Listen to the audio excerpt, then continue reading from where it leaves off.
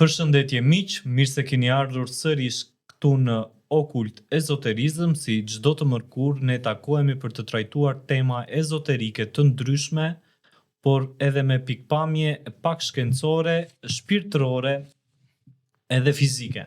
Pra bëhet një mix i të tre gjërave ku ne na jep një bagazh ose një informacion më të detajuar ku ne duhet ta kuptojmë më mirë atë që ne trajtojmë ose atë që ndikon mbi realitetin tonë.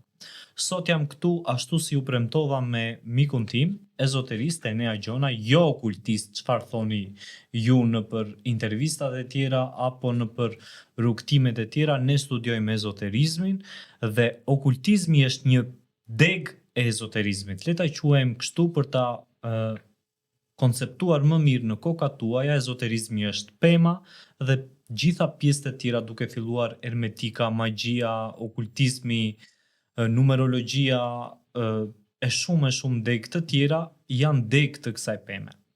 Ezoterizmi në thelb do të jetë gjithmonë një rrugtim, një qasje ndaj praktikave të fshehura ezoterike të botës që është e padukshme për sytë tanë. Ajo që ndron gjithmonë mbrapa vellos së mendimit kolektiv.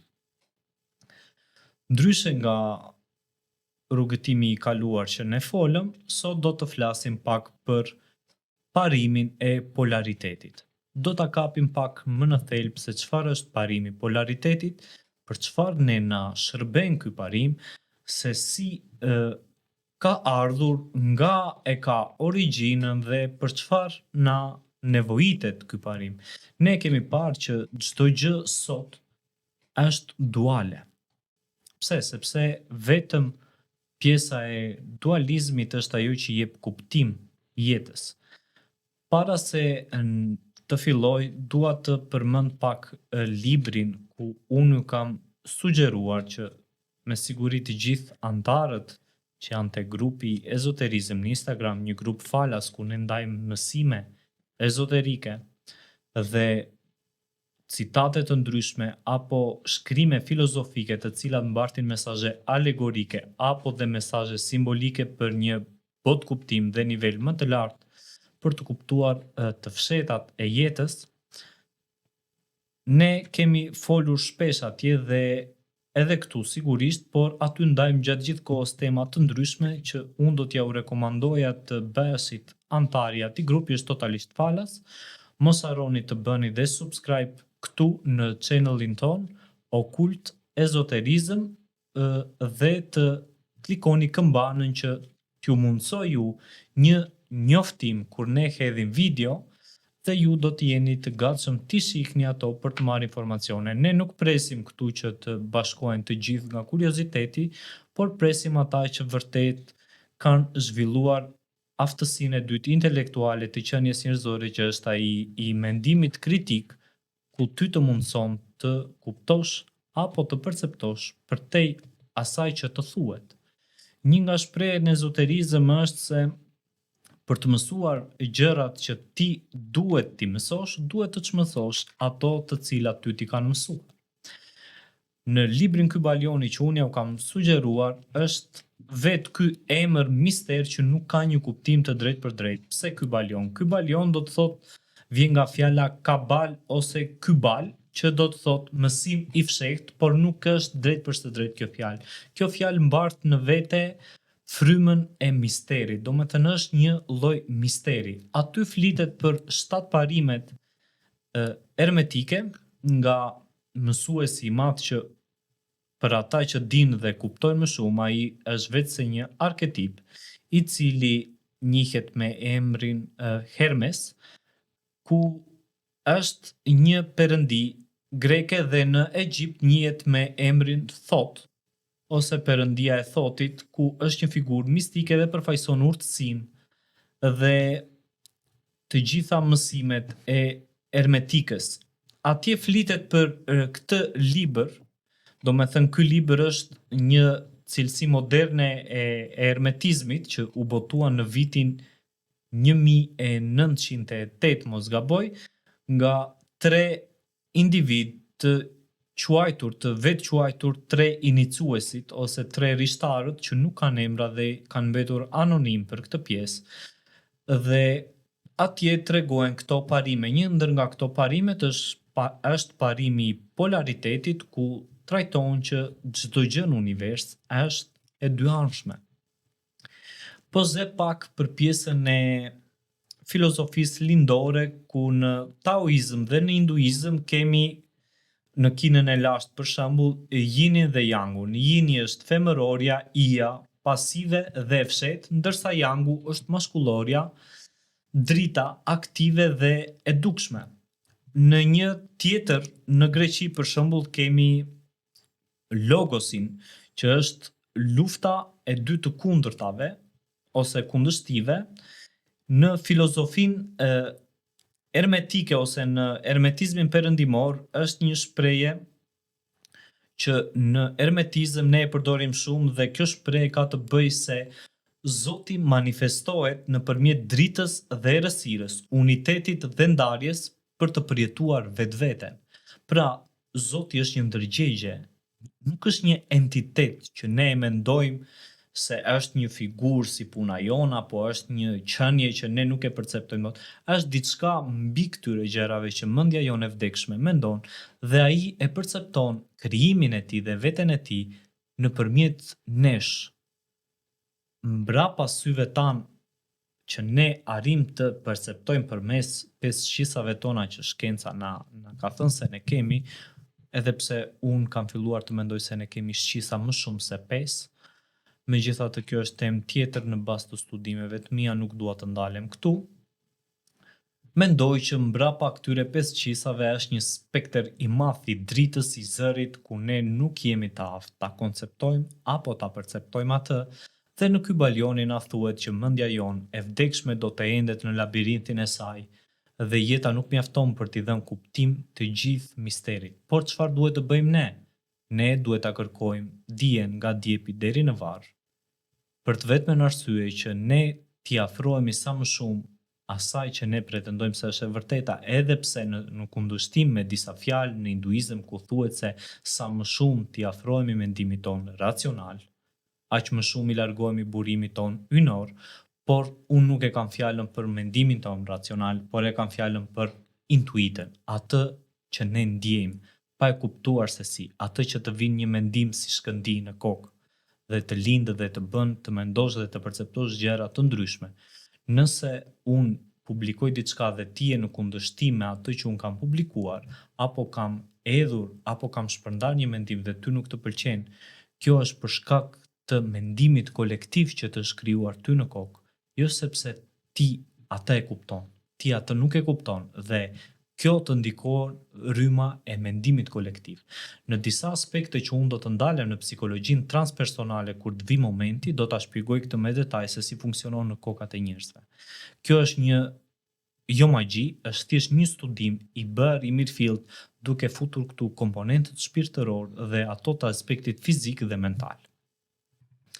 Në shkencë, zakonisht kjo teoria e polaritetit, teori nuk do ta quaj teori se u shpreva keq, po parim më saktë, sepse universi nuk ecën me teori dhe me ligje, ligjet janë për njerëzit dhe teoritë gjithashtu për ta. Universi përdor parime, dhe në parimet në fizik kemi dy polet, pozitivin, negativin. Në psikologjinë jungiane kemi anima dhe animus, që edhe për këtë do të flasim, dhe e gjithë teoria në thelb, para se të filloj bisedën me mikun tim, Enean, ka të bëj se çdo gjë në univers ka dy pole, dy skaje të kundërta, që janë pjesë e së njëjtës substancë. Për shembull, unë do të marr disa shembuj të vegjël, e nxehta dhe e ftohta. Çfarë janë? Janë të dyja pole të kundërta të së njëjtës gjë, të temperaturës. Drita dhe errësira janë dy pole të perceptimit të dritës, të njëjtit burim. Dashuria dhe urrejtja nuk janë dy anë të kundërta.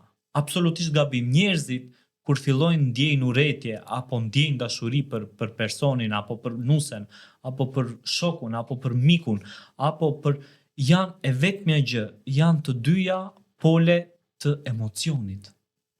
Pra kjo është ajo që njerëzit nuk e kuptojnë dhe fillojnë Zoti, djalli, feja, lufta, e mira, e keqja, nuk ekzistojnë këto. Këto janë vetëm pjellë të mendjes tënde dhe të mendimit kolektiv që shoqëria ty të ka bërë ta kuptosh dhe ta mendosh në këtë lloj forme.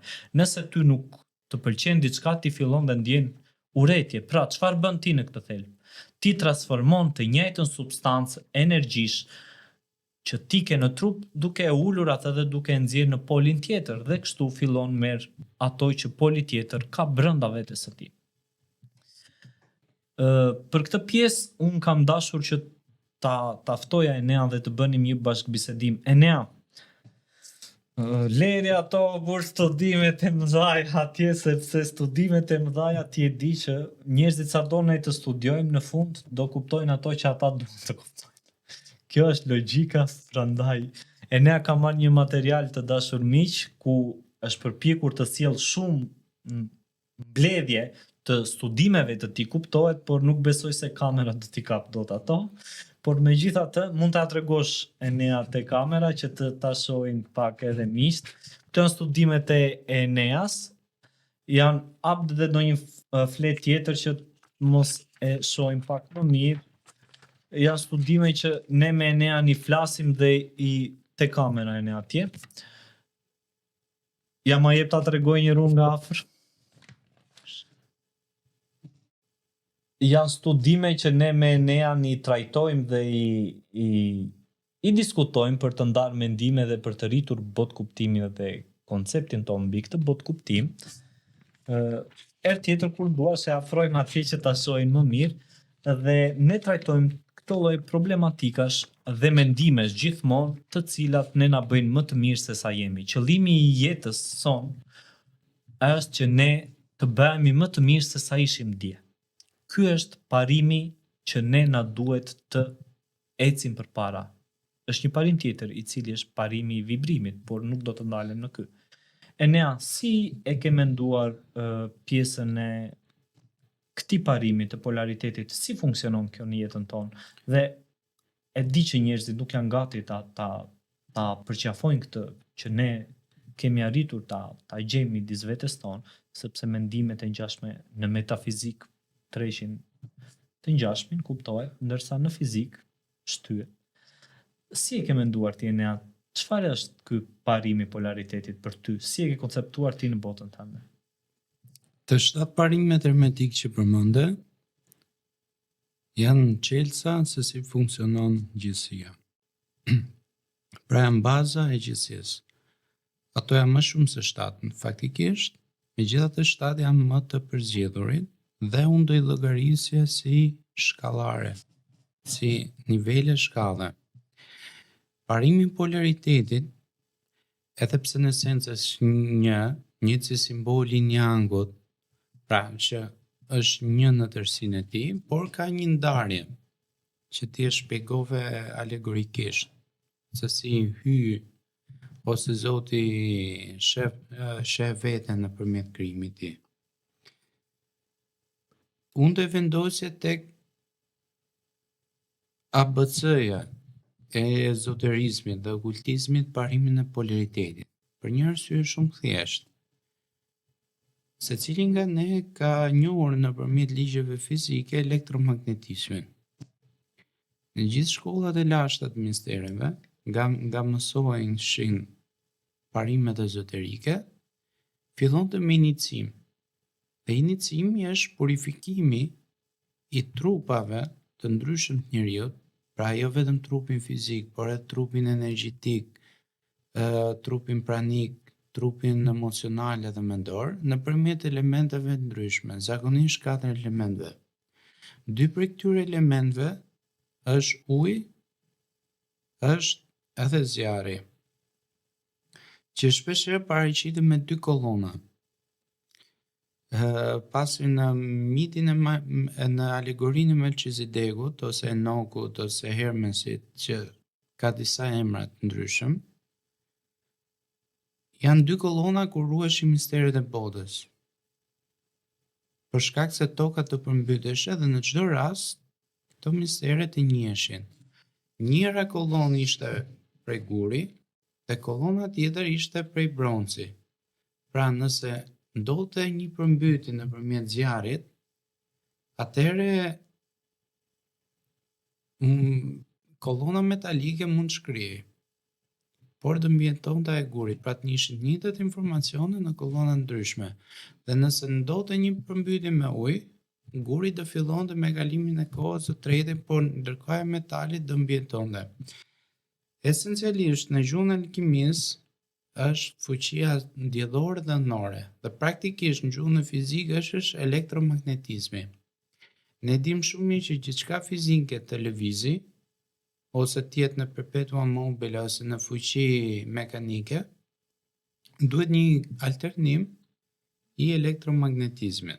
Pra një nga bazat e shkencave fizike.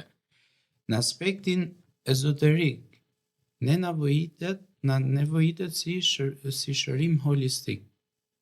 Pasi ne kemi folur që janë dy mënyra kryesore të shërimit personit. Njëra është mjekësia moderne, nëpërmjet ilaçeve, medicinave, farmacisë, medikamenteve, dhe pjesa tjetër është pjesa holistike. Në fakt, njerëzit nuk kanë nevojë gjithkohës vetëm për medikamente, por kanë nevojë të punojnë me pikat energjetike të tyre. Dhe një nga shkencat holistike që ka vite që është përhapur në Europë, madje edhe në Shqipëri ka disa vite, quhet Reiki. Unë nuk do flas drejt për drejti për Reikin, por do e lidh me historinë time të shkencës holistike të polaritetit. Shumë nga shkencat ezoterike kanë një themelues, pra e kanë fjalën në aplikimin e tyre, dhe shpesh herë njerëzit nuk e tregojnë burimin e diçkaje dhe shkojnë në një mjedis pak spekulativ, pak mistik, pak panjohur, thjesht thonë që okay, dikush e ke merr nga një ëndër, dikush i vjen si vizion, ose si ndriçim spontan awakening, spontan illumination. Unë realisht mendoj se i marrin diku, ose nga një person që është shumë i mençur, ose nga disa tekste që zakonisht janë realisht shumë të lashta. Por që të jesh në kontakt këtyre teksteve, është e mira që të dish këto gjuhë të lashta. Disa nga këto shkrimet ka një keq kuptim në perëndim, janë tantrat. Direkte kur sa flitet për tantrat, njerëzit direkt i shkojnë mendje postura erotike. Në fakt nuk është kështu. Sigurisht që pjesa erotike lidhet me pjesën e polaritetit që përmenda, ose parimin e gjinive. Kjo dituri tantrike është shumë e gjerë, edhe është përhapur në thuajse gjithë lindjen e mesme, nga vijnë këto shkencat ezoterike dhe parimisht edhe daoizmi, pra që është sistemi mistik kinez. Në Reiki, që është shërimi nëpërmjet prekjes, dhe quhet Reiki nga japonishtja, pra energjia chi, Rei është kozmos, dhe Kia është energjia. Energjia kozmike. Ose shërimi nëpërmjet pranës. Pjesa e parë ime e reflektimit ishte sepse vura re që Reiki është shumë e fuqishme si teknik. Por pasi ti kalon pjesën emocionale, pjesën e zbulimit, ndjesitë që krijohen, përjetimin personal, vjen një kohë, nëse ti e pëlqen atë gjë, vjen një kohë dhe reflekton ndaj kësaj gjëje. Kjo si teknik është sjellur nga një murg japonez budist i quajtur Mikao Usui. Dhe funksionon nëpërmjet pëllëmbëve të duarve. Dhe ne dim shumë mirë që shpeshherë kur kemi qenë pa qef, ose nuk ndiheshim mirë me energjitë, plakat, mosha e madhe të bënin ca prekje çuditshme dhe çuditërisht ti ndiheshe më mirë. Tregon që shpeshherë njeriu ka një disbalans të elektromagnetizmit në trup dhe anë të ndryshme të trupit, pra të jashtme, të brendshme, të majta, të djatha, kanë ngarkime pozitive ose negative, më saktë të yin yangut, se termi pozitiv negativ është pak sa po ngarkesa të ndryshme që sot I quajmë edhe jone ose mbushje mungesë elektronike ose tejmasë elektronike. Dhe reflektimi I parë tek reikja është shumë pash simbolin, një nga simbolet kryesore, sepse në nivelin e parë, ajo ka 3 nivele, praktikisht ka 2 nivele. Niveli I parë është me afërsi duarsh, por Të individi. Të individi, por është rreth 5 cm në distancë. Të zgjerimit aurik, sepse shpeshherë në prekje ka dhe abuzime, se ka njerëz që me qëllime ndryshme. Niveli I dytë është nëpërmjet vizualizimit dhe simboleve, por ai ka një simbol kryesor, të quhet çogurej. Dhe unë vura re që ky simbol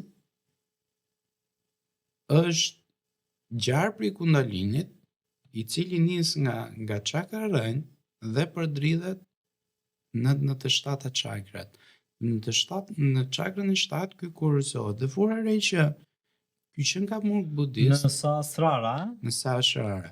Ky qen kamurg budist, po prit se ky dinga pas ka ditur diçka tjetër. Diçka më tepër.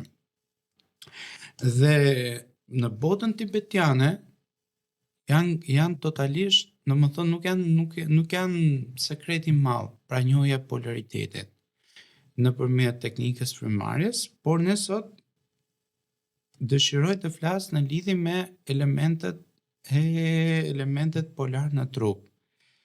Një nga fenomenet që ndodh në trupin njeriut është parimi I pesës që ke përmendur ti dikur. Pra nëse ose njeriu vitruvian që ne e dim, nëse shtrin gjymtyrët, atëherë krijohet ylli. Ylli 5 elementëve që janë 4 element, por është ati elementëve që është eteri, dhe gjithë elementet e tjerë janë natyra dyfisht e eterit. Për shembull, toka është e ftohtë dhe e thatë. Zjarri është I thatë, por është I nxehtë. Pra natyra e dyfisht e eterit. Përse duhet kjo, se secili nga 4 elementet ka një veti yin dhe një veti yang, pra një veti elektrike dhe një veti magnetike. Atëre, arsyeja pse kam marrë këtë materialin sot është sepse unë I di gjërat në mendjen time, por t'ja bëjmë më të qartë, patjetër.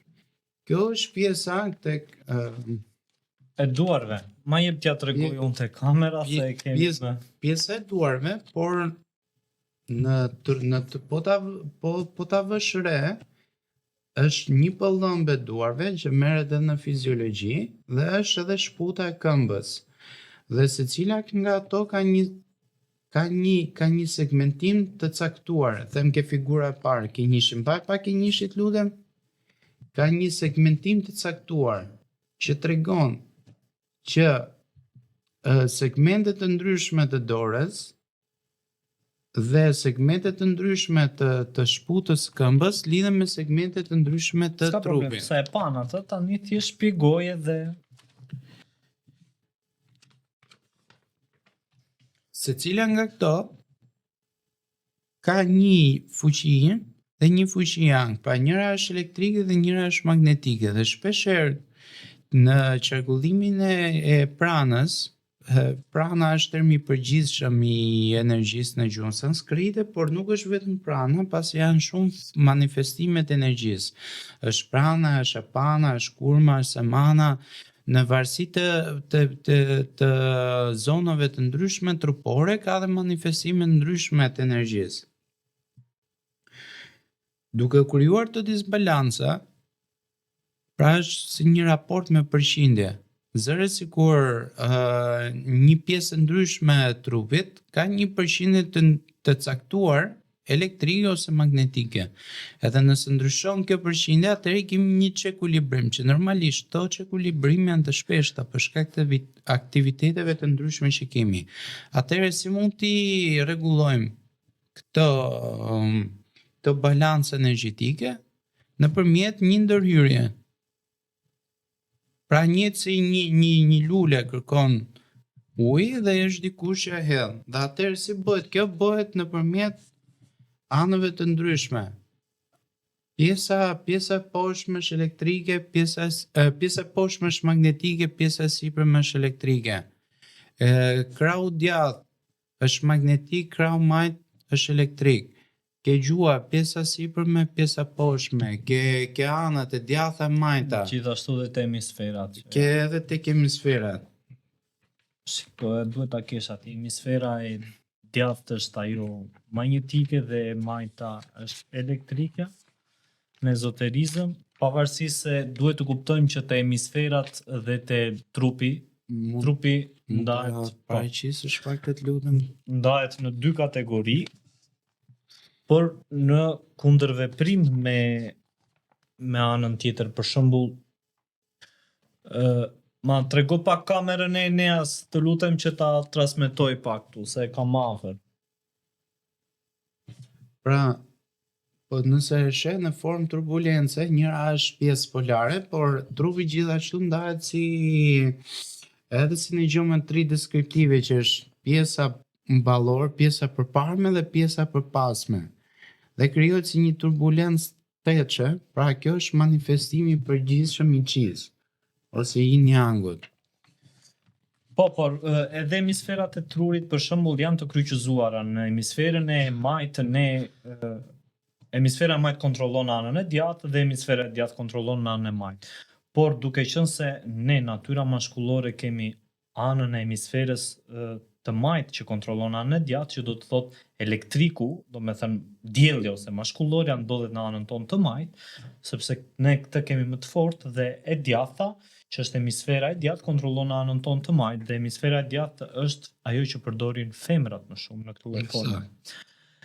Unë nuk do të ndalem në kjo, sepse kjo është diçka tjetër, por për shembull më pëlqeve kur po më thoje që po më shpjegoje që është dy anë dhe si ne do ta ka dy pole dhe si ne do ta rregullojmë këtë pjesë. Po e hapa këtu në internet tani ta rilexoja prap parimin e polaritetit dhe sa bukur po e lexoja që ta lidhni akoma më shumë atë që po më thoje. Parimi thot kështu fiks: gjithçka është duale, gjithçka ka pole, gjithçka ka çiftin e vet të kundërtave. Ngrohja dhe ftoja janë në thelb e të njëjtës gjë dhe me ndryshime në shkallë. E njëjta gjë vlen për dritën dhe errësirën, dashurinë, urrëtitjen, të vërtetën dhe gënjeshtrën. Pra e gjitha kjo ka të bëj me të njëjtën gjë në thelb. Dhe jeta dhe vdekja, po ta mendojmë, do me thënë është e njëjta energji që mund ta bëj lulen të rrit, është po e njëjta energji që mund ta vysh katër. Përse na ndodh në kjo? Ne na ndodh për shkak të asaj që ti sapo përmende, Enea, forcës elektromagnetike, i njohur ndryshe në ezoterizëm si trupi eterik. Këto kanë akoma studim më të thellë, se kjo është si përfaqësorja që ne mund të prekim këtu, dhe ka shumë teknika të cilat lidhen dhe me sistemin skeletor, në mënyrën se si duhet të kapet trupi fizik, sepse trupi fizik bashkëpunon me shpirtin, ose është i lidhur më saktë nëpërmjet sistemit ton nervor. Çfarë kalon në sistemin ton nervor? Kalon sinjale elektrike, të cilat transmetohen drejt për së drejtë në bërthamën ose në, le ta quajmë që ta kuptoni më saktë, procesorin e trurit, në procesorin e kompjuterit tonë që është truri, i cili këto sinjale elektrike i merr, i përpunon dhe pastaj i jep komandat në trupin tonë. Disa shoh që ke hapur disa teknika të tjera për të relaksuar pjesën e sistemit nervor, por edhe të trupit fizik, ku aty fillon bëhet edhe lidhja me trupin eterik. Është shumë e rëndësishme aspekti fizik, sepse në rrugëtimin ezoterik, nëse ju do të vazhdoni dhe do të vazhdoni shumë, largoheni nga trupi fizik, futeni në trupin eterik dhe pastaj vazhdoni të perceptoni atë që njihet ndryshe si parimi kryesor, parimi i mentalizmit. Çdo gjë është një art mendor. Atëherë në terapinë e polaritetit është përdoret edhe nga fizioterapia, se kjo është praktikisht çfarë ndodh, po ka shumë postura të vendosjes së duarve. Mbaj pak të lutem që ta shpjegoj pak. Vazhdo të jepi. Se pra, secila nga gjymtyrët e trupit, pra e majta e djatha, nëse ndajmë në segmentim të pjesës e ndajmë tërthore si pjesën ballore dhe pjesën e pasme, njëkohësisht pjesën e djathtë edhe pjesën e majtë. Tek figura e parë është dora e majtë e vendosur pas qafës dhe dora e djathtë e vendosur sipër shpatullës së djathtë.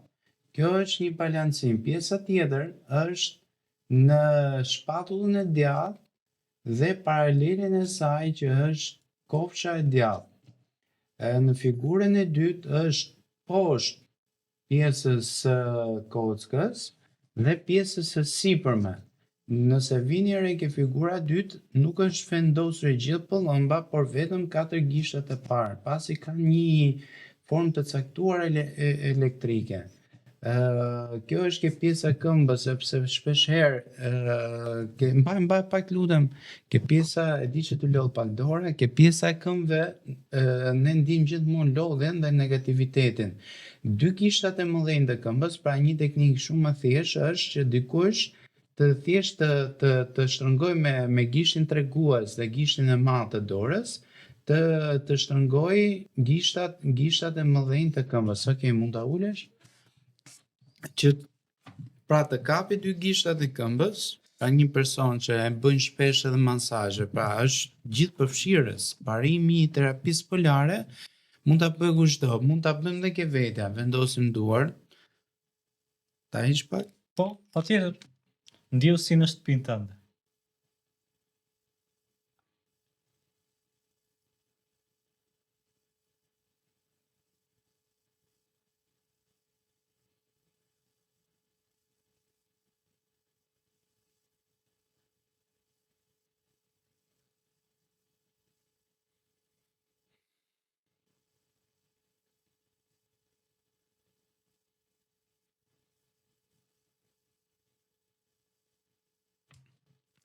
Pra ky është një ilustrim i shkurtër se si mund të aplikojmë tek vetja.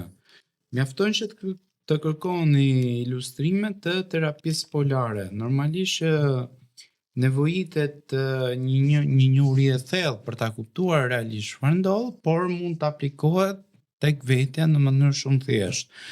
Aplikohet në masazh, sidomos në masazhe tajlandeze, aplikohet në reiki, aplikohet edhe nga fizioterapistët të ndryshëm. Një gjë që, shumë faleminderit, unë e pëlqej shumë mënyrën se sa bukur e shpjegon dhe për ata që ne na ndjekin, sepse qëllimi është që ne të ndajmë mendimet tona dhe informacionet që ne kemi nga studimet.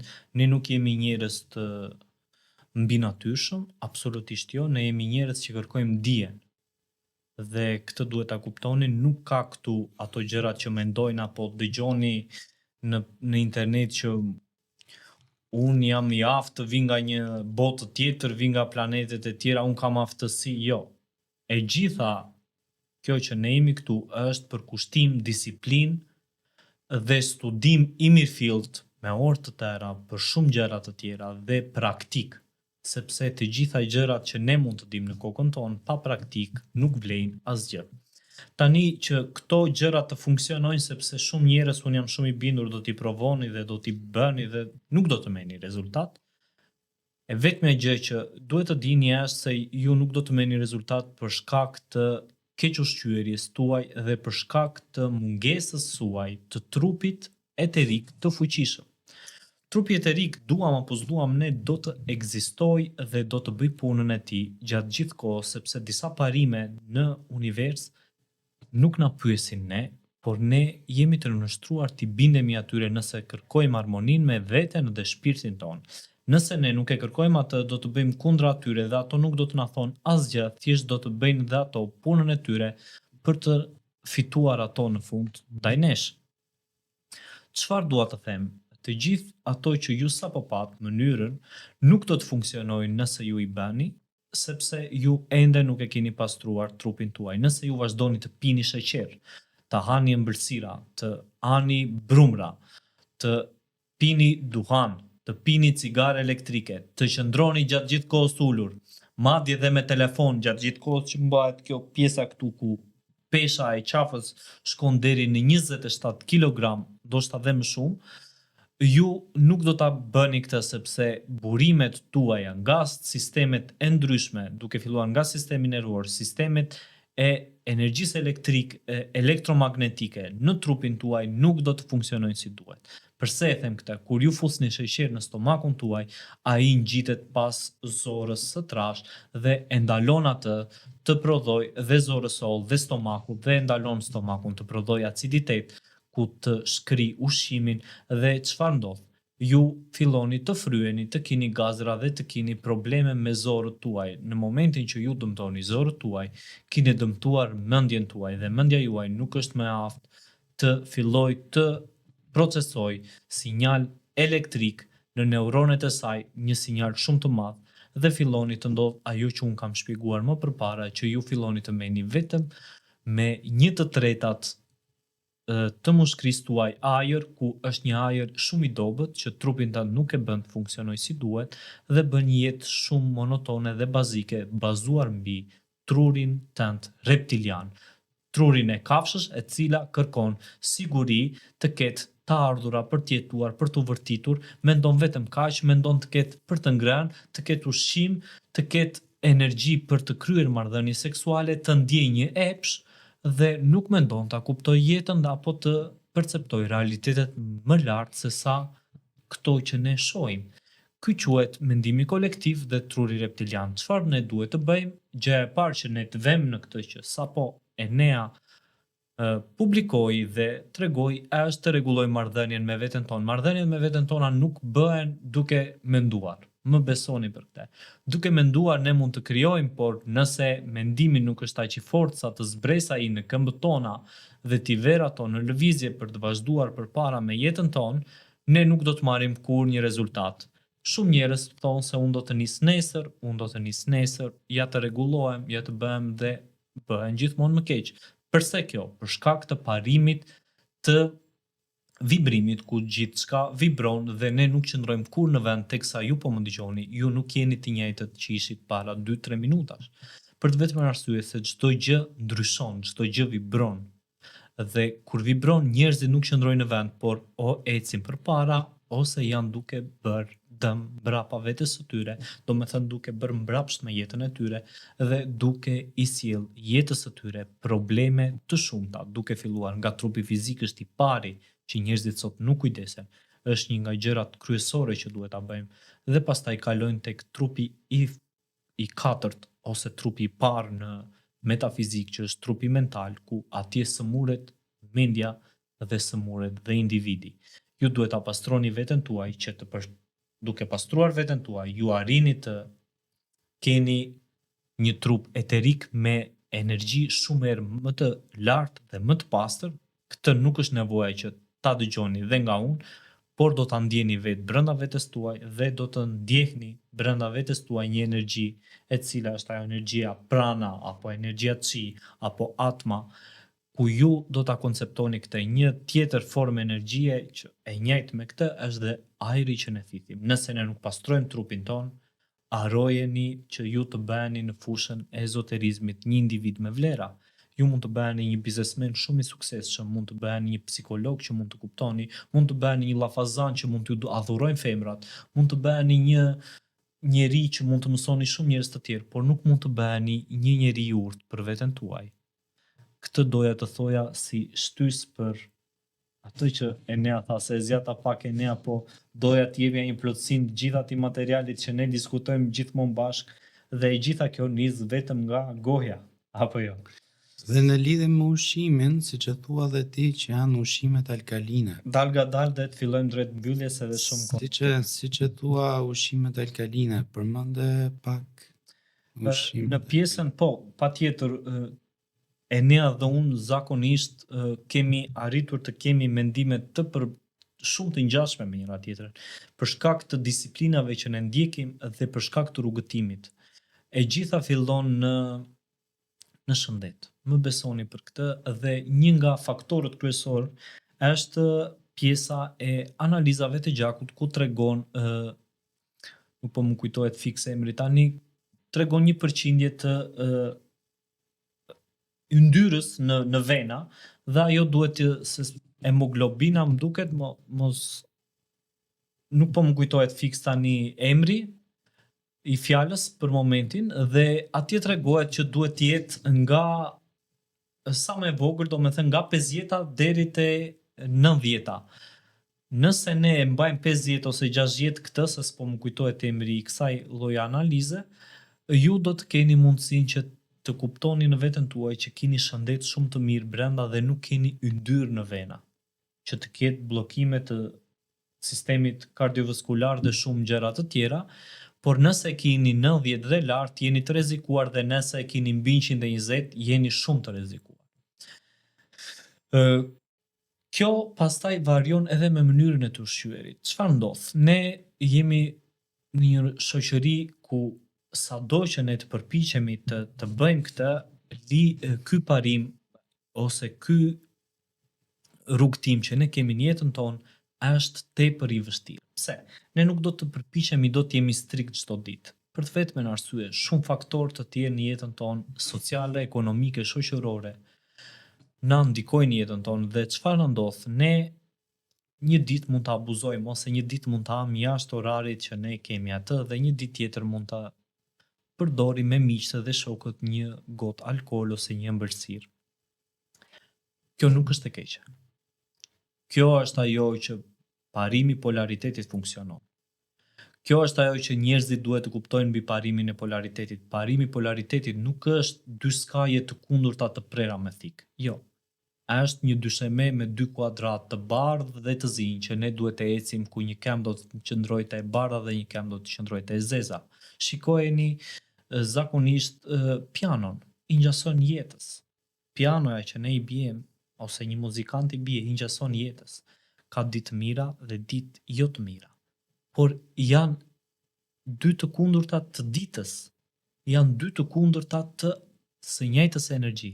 Pra, çfarë duhet të bëjmë? Ne duhet të mësojmë ta pranojmë këtë dhe të jetojmë me këtë.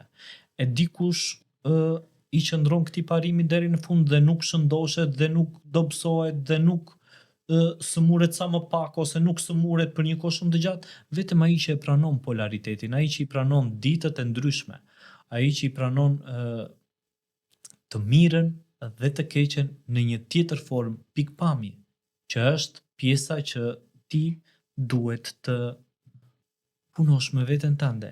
Ne jemi gjatë gjithë kohës duke ecur në këtë. Dhe si do ta rregullojmë këtë për mbyllje? Nëse ne jemi të mërzitur, ne nuk duhet ta luftojmë mërzitjen tonë, por duhet të bëjmë diçka për ta ngritur energjinë dhe ta transformojmë atë ose ta transmetojmë nga energjia e ulët në energjinë më të lartë. Ky është parimi i polaritetit, ajo ishte që ai informacion që Enea shpjegoi për ju dhe shpresoj që të keni më të mirën për veten tuaj, të keni marrë më të mirën, të keni kuptuar sadopak ato mendime që ne ndam. Do një gjë shtesë të fundit Enea? Jo. Shumë. Ishte, besoj që e kapëm dhe e bëm shumë të mirë atë përmbledhje që ne kishim, apo jo? Kjo ishte ajo që ne kemi përgatitur nga biseda jonë që ne diskutuam sot. Shpresoj që ju të keni marrë më të mirat, mos harroni të na bëni subscribe në channelin ton Okult, të na ndiqni në faqen time Ezoterizëm dhe te grupi ku unë dhe Enea kemi dhe një mik tjetër, Klevisin, shpërndajmë informacione të ndryshme të cilat ne na bëjnë më të mirë.